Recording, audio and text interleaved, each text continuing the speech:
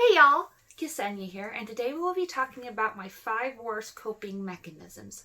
And what this video is going to be about, it's going to be about physical coping mechanisms, mental coping mechanisms, everything negative that I do to myself because of my clinically diagnosed depression, anxiety, and PTSD. Now, before we get going, I want to say trigger warning because this video will be very deep and also very triggering. We're talking about deep subjects here today, and it's going to be a 100% honesty video, so please don't judge me too much in the comments down below. It's really hard for me to get in front of a camera and talk about very personal things that I've really only talked about with my husband. Also, disclaimer, I am not a psychiatrist. I am not a psychologist. I do take Lexapro for my generalized anxiety disorder and major depression disorder and PTSD. With that being said, I am not a doctor. I am not qualified to give you advice. This channel is just for me to tell you what's helped me, the honesty of what mental health is really like, bad mental health, and what kind of things you can do to help yourself. So let's go ahead and get started. So how I'm going to do this is I'm going to start from my coping mechanisms from a very small child, toddler age, and work my way up to adulthood. I haven't gone full in depth into my life and why I have PTSD and anxiety and depression and probably OCD, maybe even a little bit of pica. I haven't gotten into that yet. So if you want to hear those stories, please let me know in the comments down below and I will explain why I was doing these things to myself as a toddler age, and even today as I record this at 27 years old. So, my first one is pulling out my hair / pulling out my eyelashes. So pretty much pulling any hair out of my body that I could get my little hands on. My family has told me that I started this when I started growing hair, and then when I was in 2nd grade, I pulled out my eyelashes to the point where I had no eyelashes. And my 2nd grade teacher, that's the only reason why I remember that it was 2nd grade, was because she pulled me aside and asked me to my face why I had no eyelashes. I couldn't give her a definitive answer. Because as a kid, you can't really word how you're feeling or why you're doing things a certain way or why you're doing things at all, period, especially at the age of a 2nd grade, which I think I was like 8 or 7 at the time because I started school a lot younger than I should have, to be honest. And, that was a really hard time in my life. So let me explain why I pulled my hair out. My parents, my father and my mother, and I also lived with my grandma during this, my paternal grandmother during this time. And it was just a bunch of fighting in the house and drug use and violence.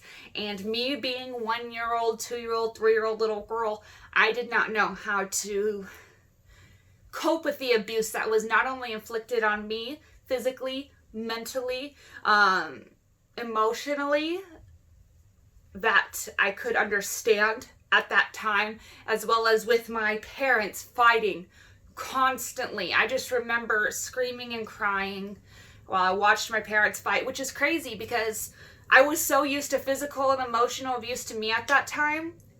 That doesn't really stick in my mind. What sticks out of my mind is my mom and dad screaming at each other, and I would just pull my hair out constantly, pull my hair out. So when I look back at my 2-year-old photos and 3-year-old photos, I don't have nearly as much hair as the toddlers I see today walking around. I'm like, dang, they have a lot of hair. And my husband has told me a few times, he's like, no, that's a normal amount of hair. And I'm like, dang, because when I was a kid, I still had like newborn baby hair at that age because my hair was not growing because I kept pulling it out.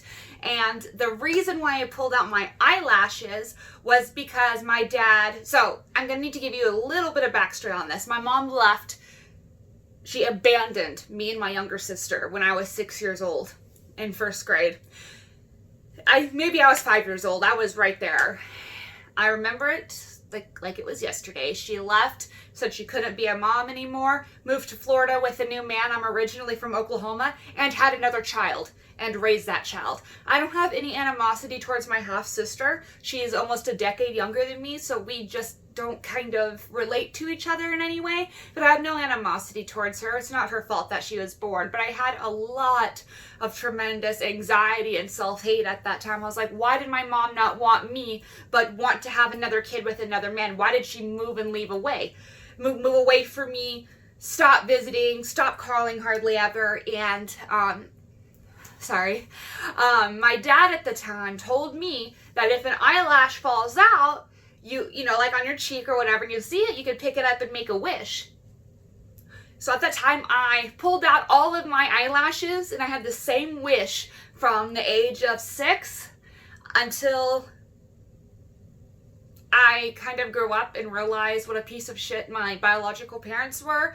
And I would always wish that my mom would come home, wish that my mom would love me, wish that she would want to be a mother again, except not just to my youngest half sister, but to me and my full-blood biological sister as well. Anytime I would throw a penny in the fountain, I would wish that my mom would come back. And I gave up at like 17 or 18 because I just, you know, I got in my teenage rebellion phase, and I don't know if I'd call it teenage rebellion, but I wanted nothing to do with her. And it wasn't until a few years ago that we kind of started talking again, but I still avoid her most of the time. So that was my very first foundation of self-harm, was when I was a toddler until I was in maybe 4th grade, when I stopped pulling out my eyelashes and pulling my hair out. My second unhealthy coping mechanism is 100% self-hate. So I told you guys that I was physically abused as a child, and that's why I have PTSD. I am clinically diagnosed with PTSD.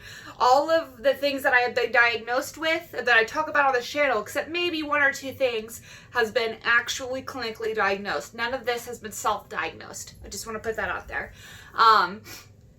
So my dad treated me way worse than my biological sister. Him and my biological sister, who's my younger sister by like a year and a half, we are very, very close in age. Sorry if you can hear my dog outside running around. I'm sorry. Anyways, so he hated me because I looked like my mom, and he hated my mom with a burning passion, so I was his least favorite. He would beat me because I looked at him like my mom would look at him, or I would say something my mom would say, even though I wasn't raised by her. Obviously, I am her child, so I do look a lot like her. Like, a lot of people have told me that we could be twins. Not anymore. She looks way different from years of alcohol abuse and drug abuse, and quite frankly, food abuse. She is obese. I'm not saying that to talk bad about anyone who is overweight, but at the time, she was severely overweight. And so we didn't look anything like each other, except for when I would look back at photos of her at younger years, and we looked almost exactly the same, and my father hated me for that. And still, to this day, I still really hate myself. You know, I don't use any filters. I don't use Photoshop. I don't even know how to use it. I am who I am, but I try to use makeup and stuff when I'm on YouTube because, you know, I'm trying to cover up my insecurities and just try to put my best face forward for you guys, and that stems from self-hate. But every day in my everyday life at work, I never put on makeup because I don't give a crap what anyone at work thinks about me. But when I am potentially talking to thousands of people, maybe, or hundreds, or maybe even a couple of tens of people, I don't want you guys to judge me because of how ugly I am. So that's why that deep self-hate is inside of me, because of the words that my dad beat into me and bestowed upon me, because I look like my mom, and my mom was the worst person on the face of the planet in my dad's opinion, so I was the worst person on the face of this earth because I look like her. My third worst healthy coping mechanism is I have an eating disorder. I have been diagnosed with this, clinically diagnosed, because as of recording this video, I'm active duty Air Force in the United States, and if I went forward with saying I have an eating disorder, they'd probably kick me out, and I need a paycheck right now. So I'm not willing to go forward and tell them officially that I have an eating disorder. I only have a month or 2 left, so I'm just going to pretend like I don't have it. But The type of eating disorder I have is I have a binging eating disorder, which means I do not stop eating until I am almost throwing up full. And then when I feel really guilty, I take a fuck ton of diuretics, pretty much make me use the bathroom constantly. I avoid those. I take pills. I take chocolate laxatives. I do whatever I can to get rid of the food that I just ingested to my body. And I have been so many different types of eating disorders. You know, I'm chunky but funky right now, and I'm trying to learn. And this is why I made this YouTube channel, so I could grow with you guys and bestow upon you guys things that have helped me with my mental health and happiness journey. But I have went from anorexia to bulimia to right now the flavor of the week is laxatives. I don't do it nearly as much as I used to. But yeah, nowadays I still, like, 3 or 4 times a month, I freak out about my weight and I just ingest as much laxatives as I can and hope for the best.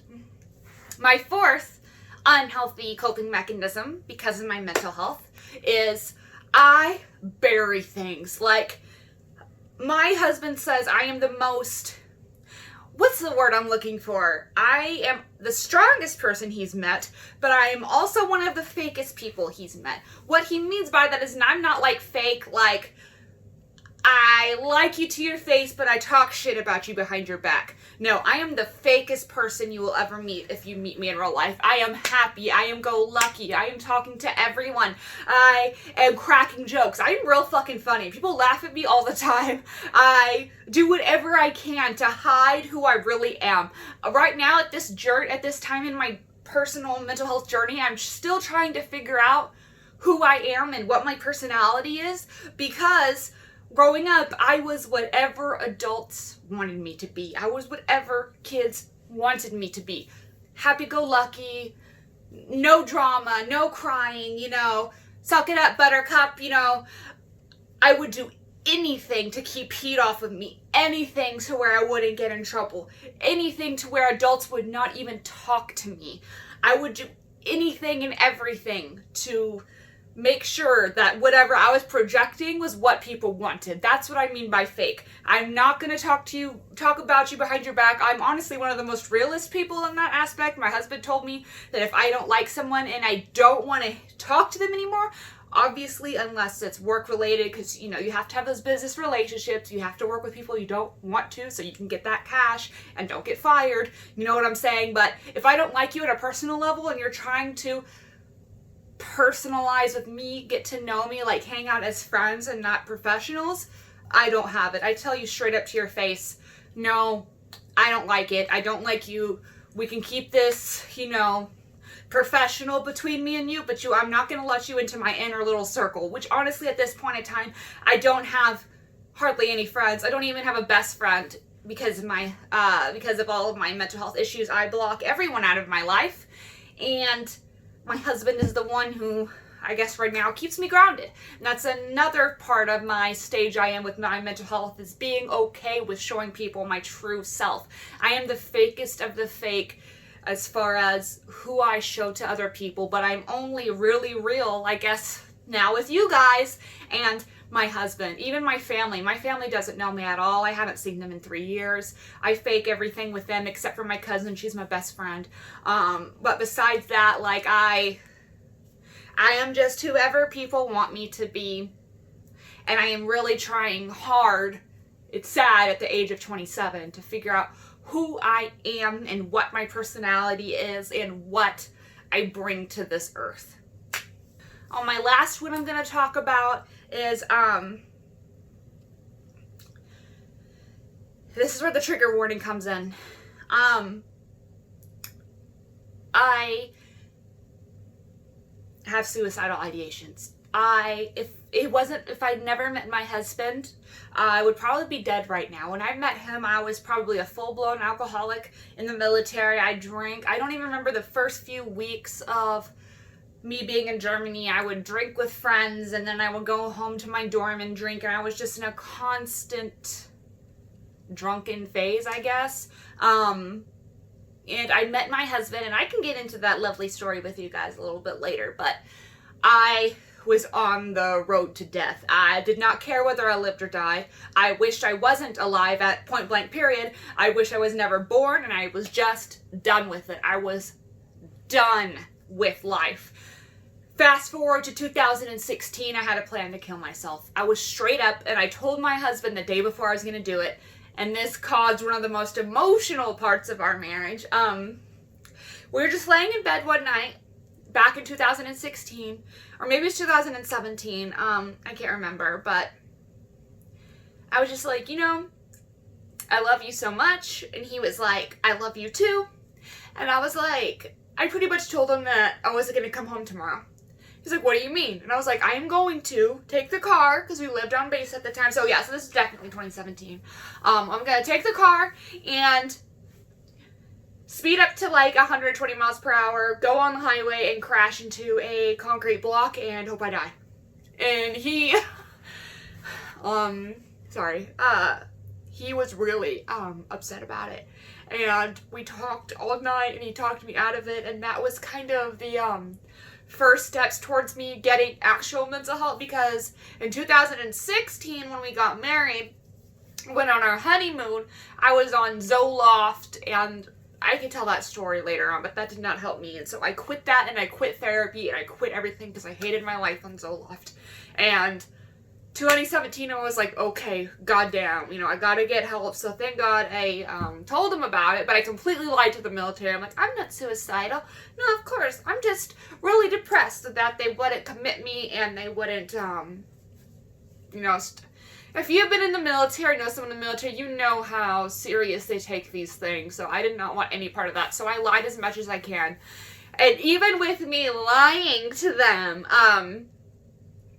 they said that I was this close to being committed just because of how depressed I was. And I thought I was lying so good on that questionnaire they made me fill out. But I guess I wasn't. So 2016 was when I first tried out my mental health journey, gave up. I was like, you know what, fuck it. I don't care if I live till 30 or not. I'm done. I don't want mental health no more. And then 2017 was kind of an eye-opener for both me and my husband. My suicidal ideations, my self-hate, pulling out my hair. Oh yeah, and a little bit of pica. Sometimes I eat sponges. I don't know why. Don't ask me. I'm just throwing that out there, and that's why I said I have a little bit of pica. But not anymore, though. I haven't done that in like 10 years, but I used to eat sponges all the time. But if it wasn't for my husband, I wouldn't be alive today. He is the one who pushed me to get help. And I'm not telling you these things to trigger you, to make you feel bad for me, to have sympathy. No, I am telling you, when I was at my lowest of the low, I still, even with PTSD, with generalized anxiety disorder, with major depression, I still tried to make myself a better life. And that's what this channel is going to be all about. Making your life better in a way that suits you. Like I said, I'm not a therapist. I'm not going to give you the whole breathing exercises that sometimes work for me, sometimes don't. I'm not going to give you any actual clinical things. I'm just going to be 100% real with you guys and tell you what's worked for me and what hasn't, so that you don't feel bad about yourself. Oh, I ate a piece of metal today. I'm a piece of shit. No, you're not. You had a bad day. That's it. Or, oh, I cut myself today. That's fine. Don't do it tomorrow. Just try your hardest. Try your hardest to get better in little ways. Do I think I'm ever going to be 100% with my mental health? No. I'm not sitting here preaching to you. I'm not telling you that, oh, I did all these things and now I'm better than you and now I'm the strongest person in the world. Absolutely not. I still to this day struggle with wanting to pull my hair out. I still to this day struggle with wanting to kill myself. I still struggle with this today of burying things so deep inside me that 2 years after something happened, I explode out and verbally attack anyone who comes near me because I'm upset about something that happened 2 years ago. I am still working on it. And that's what I want to give to you guys. The self-respect and self-love. Sure, you had a bad day today, but tomorrow you can do a little bit better. And a little bit better the day after that. Or you know what? Maybe you're having a bad few months and you can be like, okay, next month I'll be a little bit better, especially during these corona times when not everyone, but a lot of people have lost their jobs and money issues. This could be exacerbating your mental health issues right now, but just know that things will get better for you. And that's pretty much what I want this channel to be about. So once again, my name is Ksenia. Hope to see you guys next time. Bye.